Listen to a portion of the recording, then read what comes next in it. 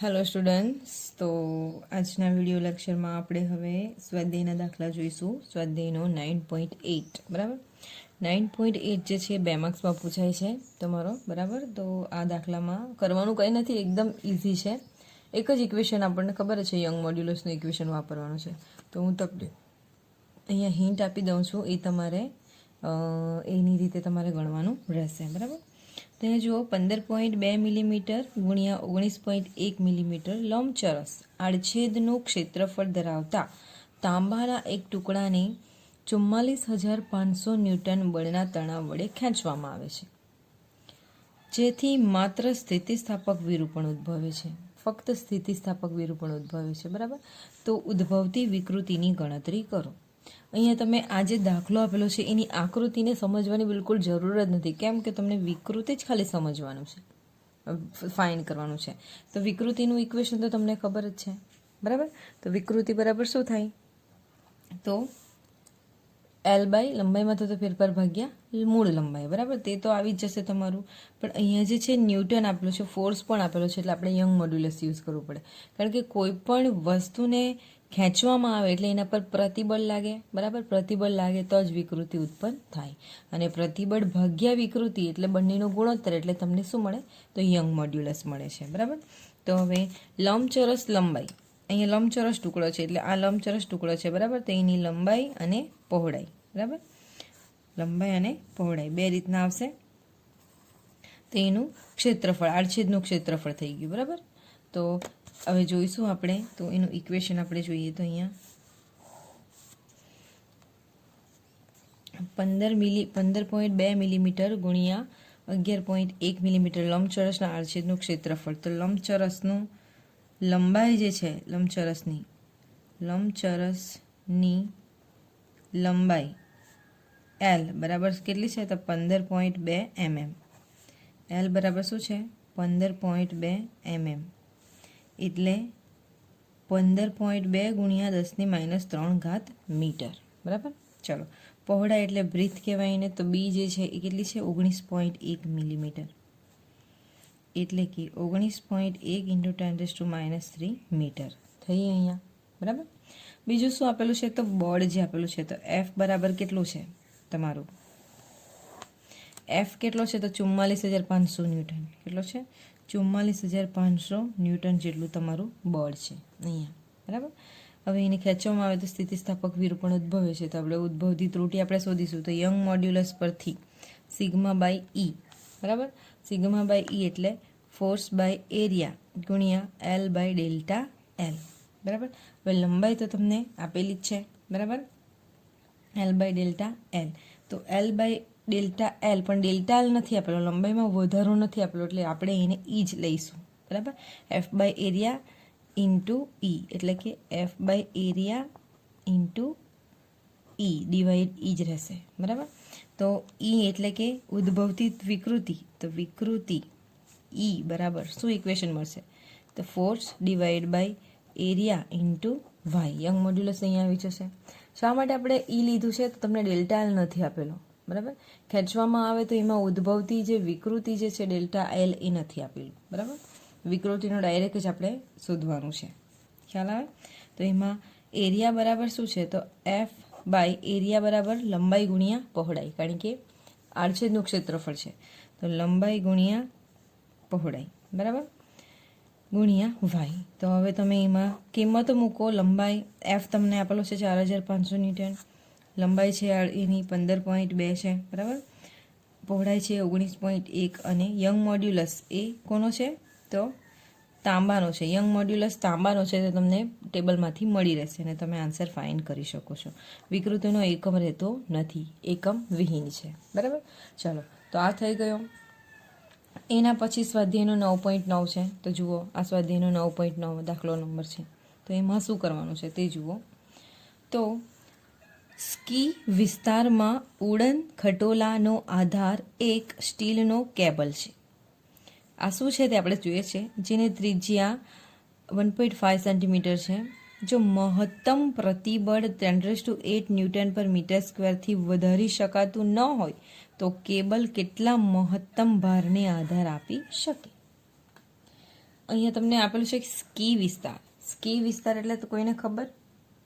Ski વિસ્તાર એટલે બરફવાળો વિસ્તાર કે જેના પર પેલા લપસતા હોય ને, પગની નીચે પેલું પાટિયા જેવા હોય ને એના પર મૂકીને લપસતા હોય ને તે રીતનું સ્કી વિસ્તારમાં ઉડાન ખટોલાનો આધાર એટલે કે સ્કી વિસ્તારમાં જે પગના નીચે પેલું હોય તે હોય છે તેને ઉડાન ખટોલા કહેવાય અને તેનો આધાર જે છે એક સ્ટીલનો કેબલ હોય છે. બરાબર, એ રીતનું અહીંયા બતાવેલું છે. જેની ત્રિજ્યા, તો એની ત્રિજ્યા જે છે તમને આપેલી છે R બરાબર 1.5 સેન્ટીમીટર એટલે કે 1.5 × 10⁻² મીટર. બરાબર, જેનો મહત્તમ પ્રતિબળ એટલે સિગ્મા, મહત્તમ પ્રતિબળ 10⁸ ન્યૂટન × મીટર-² પ્રતિબળ છે. થી વધારી શકાતું ન હોય તો કેબલ કેટલા મહત્તમ ભારને આધાર આપી શકે. બરાબર, કેટલા મહત્તમ ભારને આપી શકે? તો મહત્તમ ભાર બરાબર આપણે શું શોધી શકું? તો F બરાબર શોધવાનું છે. મહત્તમ ભાર એટલે ફોર્સ તેટલો, બરાબર, વજનના ફોર્મમાં તે આપણે શોધવાનું છે. તમને ખ્યાલ આવ્યો? સ્કી વિસ્તાર એટલે પેલું બરફ પર ચાલવાનું હોય તો ચાલવા માટે અથવા તો સરકવા માટે જે નીચે પગની નીચે પહેરવામાં આવે ને તો એને એવી રીતનું બતાવેલું છે કે ત્યાં જે એનો આધાર જે છે, ઉડાન ખટોલાનો આધાર જે છે એક સ્ટીલનો કેબલ છે, એવી રીતનું બતાવેલું છે. બરાબર, ચાલો તો આપણે શું શોધવાનું છે કે પ્રતિબળ એના પર જે લાગે છે, મહત્તમ પ્રતિબળ એ કેબલ પર, તો એ છે 10⁸ Nm/m², છે અને એનાથી વધી શકતું નથી. તો એ કેબલ જે છે એ મહત્તમ કેટલો ભાર ખમી શકે, કારણ કે એવા એક કરતાં વધારે યાત્રીઓ ત્યાં હોઈ શકે. બરાબર, તો એ કેટલો હોઈ શકે? તો મહત્તમ પ્રતિબળ બરાબર ઇક્વેશન આપણું રહેશે મહત્તમ પ્રતિબળ. હવે પ્રતિબળનું ઇક્વેશન શું છે? બરાબર શું આવશે? તો મહત્તમ પ્રતિબળ બરાબર પ્રતિબળ એટલે સિગ્મા, તો ફોર્સ બાય એરિયા આવે.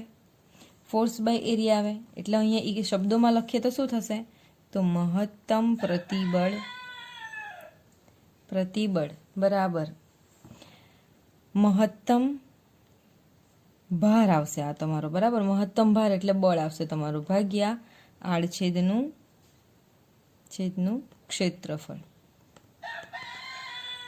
તો અહીંયા હવે તમે સૂત્રનો કરતા કોને બનાવશો? તો મહત્તમ ભારને બનાવશો. તો મહત્તમ ભાર એટલે કે F મેક્સિમમ બરાબર મહત્તમ એટલે મેક્સિમમ બરાબર શું થશે? તો આને જો સૂત્રનો કરતા બનાવશો તો તમારું શું થશે? અહીંયા મહત્તમ પ્રતિબળ ગુણ્યા ક્ષેત્રફળ. બરાબર, તો મહત્તમ પ્રતિબળ ગુણ્યા આડછેદનું ક્ષેત્રફળ. આડછેદનું ક્ષેત્રફળ થશે. બરાબર, તો મહત્તમ પ્રતિબળ એટલે કે સિગ્મા ગુણ્યા આડછેદનું ક્ષેત્રફળ એટલે કે E. બરાબર, તો એ એટલે શું થશે? આડછેદ વાયર છે તો એનું ક્ષેત્રફળ πr² મળશે તમને, તો સિગ્મા × πr². બરાબર, હવે દરેક વેલ્યુ છે તમારી પાસે તો એમાં વેલ્યુ મૂકશો એટલે તમને મહત્તમ પ્રતિબળ જે છે એ F મેક્સિમમ તમને અહીંયા મળી જશે ઇન ન્યૂટન. બરાબર, તો એ આન્સર તમારે ફાઇન્ડ કરવાનો. 2 માર્ક્સમાં આ પણ IMP છે. હવે આપણે સ્વાધ્યાયનો એના પછીનો જોઈશું, એ છે આપણો દાખલો નંબર 9.10. સ્વાધ્યાયનો દાખલો નંબર 9.10 સાથે જ આપણે જોઈએ છે. બરાબર, તો હું અહીંયા રીડ કરીશું, તે તમારે ધ્યાનથી સાંભળવું અને સમજવાનો પ્રયત્ન કરવાનો. તો અહીંયા જુઓ, 2 મીટર લંબાઈના 3 તાર વડે 2 મીટર લંબાઈના કેટલા તાર છે? 3 તાર છે. 3 તાર વડે 15 kg દળના દ્રઢ સળિયાને સમાન રીતે લટકાવેલ છે. એટલે કે આને આપણી ફિગર બનાવીએ તો 2 મીટર લંબાઈના 3 તાર વડે એટલે તારને કોઈક આધાર સાથે જોઈન્ટ કરેલો હશે. આ એક તાર, આ બીજો તાર અને આ એક ત્રીજો તાર. બરાબર, એના તાર વડે 15 kg દળના દ્રઢ સળિયાને સમાન રીતે લટકાવેલ છે. એટલે એના એક બીજા છેડે છે એ 15 kg નો એક સળિયો છે, 15 kg નો જે સળિયો છે એને લટકાવેલો છે આ ત્રણેય તાર વડે. બરાબર, આ છે સળિયો. બરાબર, 3 પૈકી છેડાના 2 તાર તાંબાના છે. આ 3 તાર પૈકી છેડાના એટલે કે આ બાજુનો એ તાંબાનો છે અને આ બાજુનો પણ એ શેનો છે? તાંબાનો છે. અને વચ્ચેનો તાર લોખંડનો છે, અને આ શેનો છે તો લોખંડનો તાર છે. શેનો છે? લોખંડનો. એટલે આજુબાજુના બે તાંબાના છે અને વચ્ચેનો લોખંડનો તાર છે. જો ત્રણેય તાર પર સમાન તણાવ અનુભવતા હોય, હવે એના પર 15 kg દળ લટકાવેલું છે ત્રણેયને જોઈન્ટ કરીને જ, બરાબર. તો તણાવ બળ બી સેમ ઉત્પન્ન થશે ત્રણેય ઉપર. તો તણાવ બળ ઉત્પન્ન થતા હોય તો તેમના વ્યાસનો ગુણોત્તર કરો. તો તેમના વ્યાસનો ગુણોત્તર શોધો. તો વ્યાસ કેટલો રહેશે તે આપણે શોધવાનું છે, બરાબર. તો પહેલાં તો આપણે કઈ કઈ વસ્તુ આપેલી છે તે લખી દઈએ અહીંયા. તો અહીંયા જુઓ કે 2 મીટર લંબાઈના 3 તાર. તો તારની લંબાઈ જે છે, તારની લંબાઈ L બરાબર કેટલી છે? 2 મીટર છે. દરેક તારની લંબાઈ 2 મીટર છે.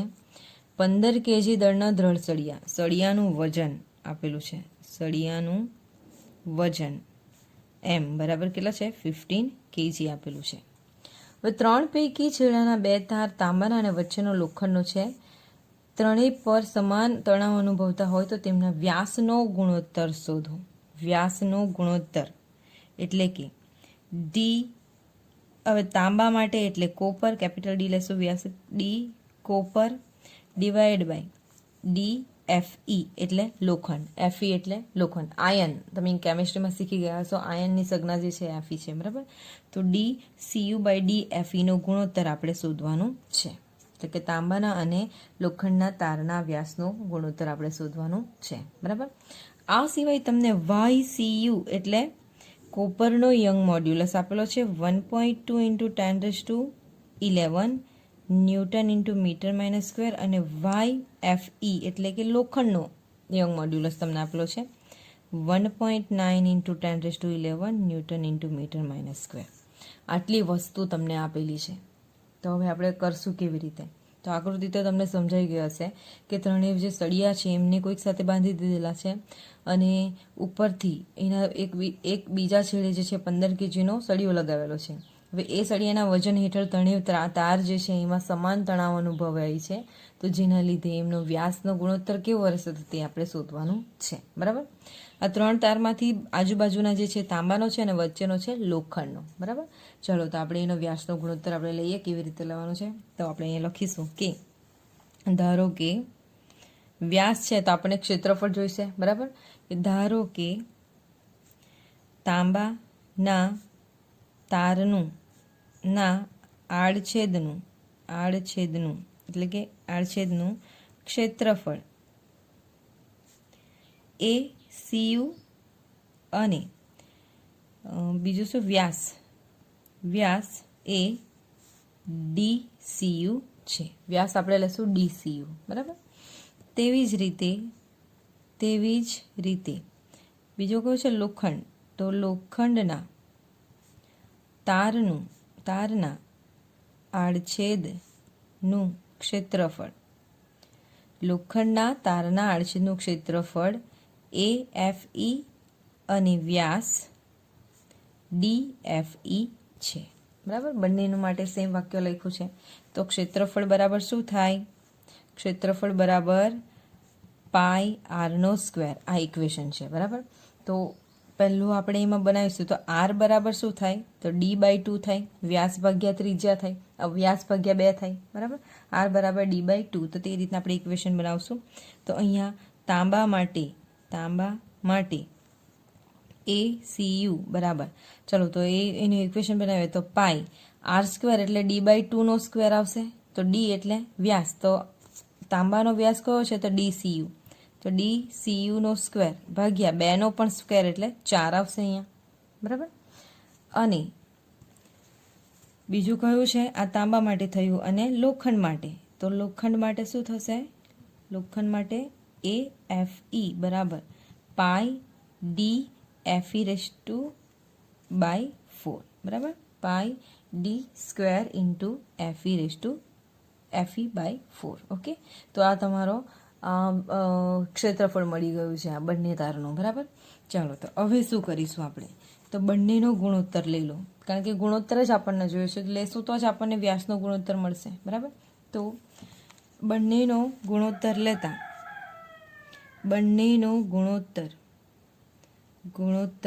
લેતા શું થશે? તો ACU/AFE ACU બાય AFE. તો શું મળશે આપણને? પાઈ CU માટે pi into D square CU by 4 multiply FE ઉલટું થઈ જશે તો 4 by pi into D square FE થશે. બરાબર. તો અહીંયા 4 and 4 cancel, pi and pi cancel. તો તમારી પાસે ACU બાય AFE બરાબર શું મળશે? શું મળશે અહીંયા? ACU બાય AFE બરાબર શું મળશે તમને અહીંયા? તો D square CU by D square FE. Equation number આપવાને 1. બરાબર.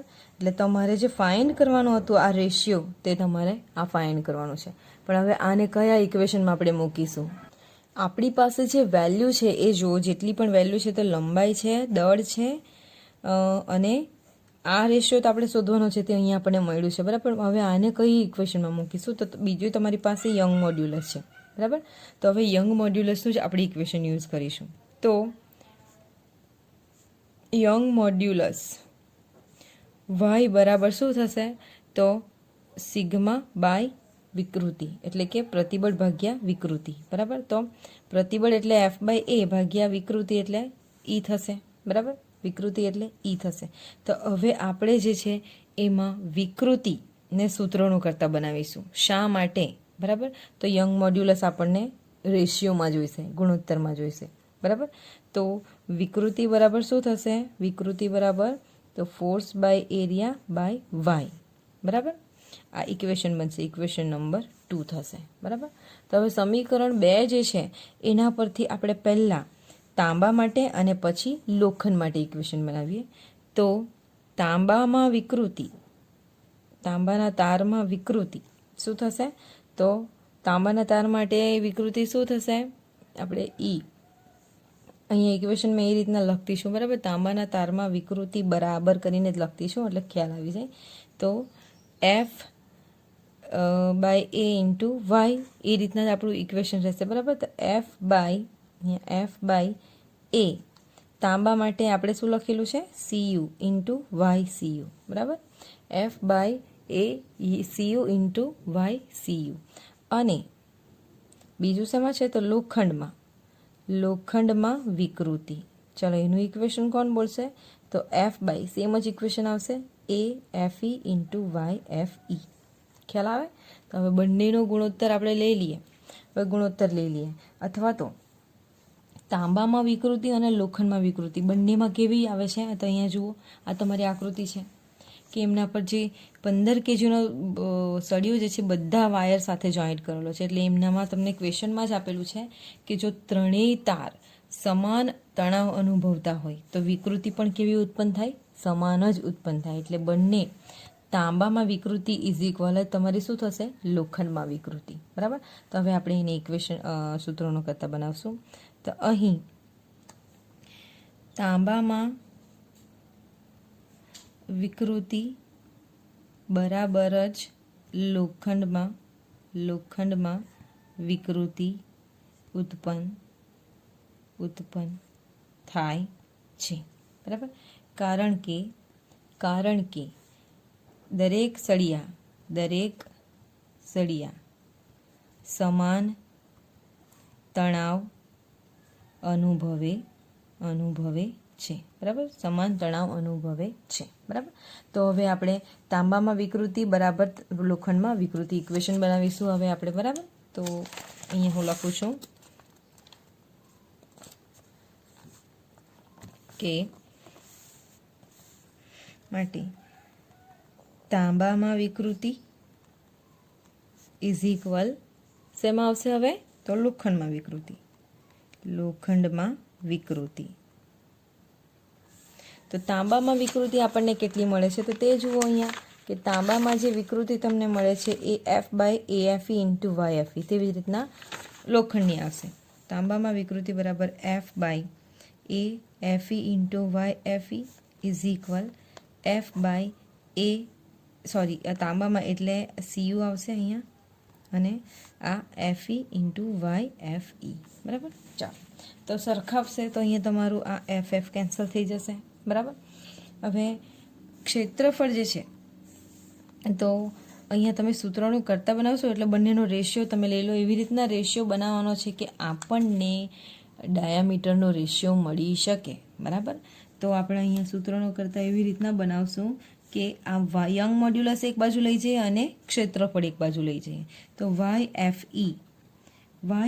YFE બરાબર નીચે શું આવશે? તો YCU આવશે ઇઝ ઇક્વલ ACU બાય શું આવશે? AFE આવશે. બરાબર, તો YFE નો ઉપર લઈ જાય તો YCU નીચે આવશે અને ACU ને આ બાજુ ઉપર આવશે અને AFE નીચે આવશે. બરાબર, તો હવે તમે જોશો તો આપણી પાસે ACU એ આગળ જે આપણે ડિરાઈવ કર્યું છે તેમાં તમે જોશો તો ACU બાય AFE બરાબર તમને શું છે? તો આ ઇક્વેશન મળેલું છે D2CU બાય D2FE.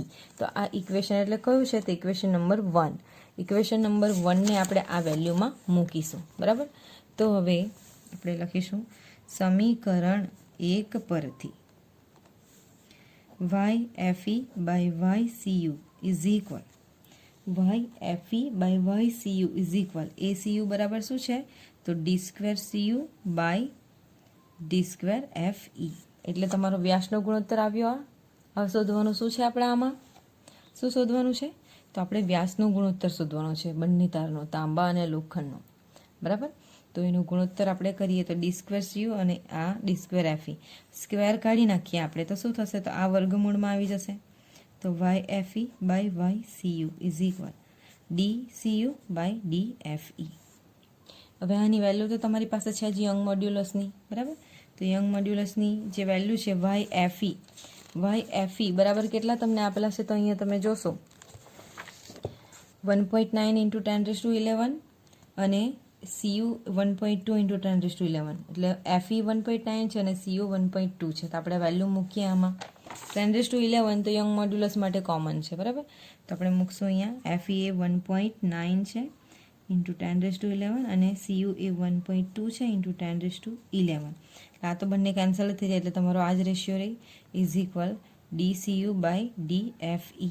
તો ફાઇનલ આન્સર તમને અહીંયા કેટલો મળશે તે તમારે શોધવાનું રહેશે. DCU by DFE.